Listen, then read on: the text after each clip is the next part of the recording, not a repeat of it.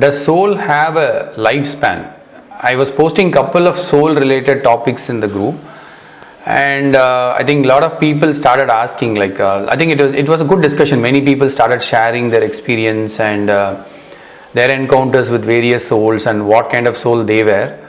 So in that, one of the comment I noticed in the YouTube is that one guy asked, does soul have a lifespan?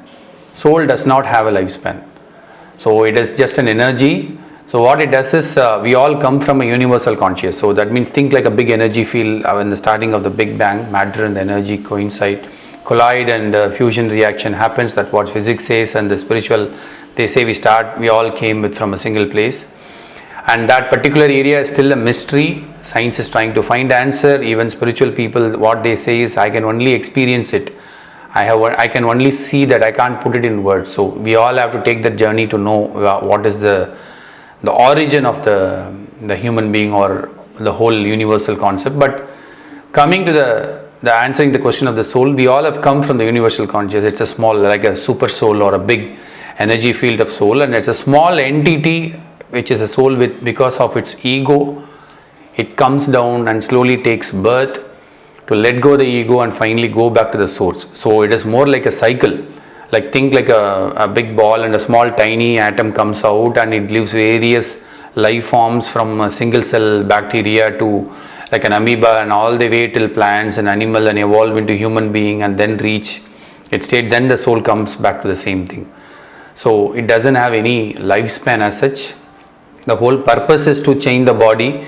Every lifetime when we take a purpose, the soul has a new body, a new set of people according to its karma. It attracts those people, and according to the likes and dislikes, all the people will be around us, and we will have to work on certain things to let go all these things, and finally we reach a state where we feel like I'm done with it. It's not out of frustration. So this is where you allow it. It's not a suicide. It is out of love. You say, okay, I've done. I think my journey is complete as a human being.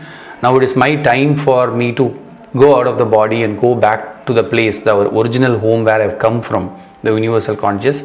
That is how we enter into a Jiva Samadhi state. So soul does not have age, our body has an age.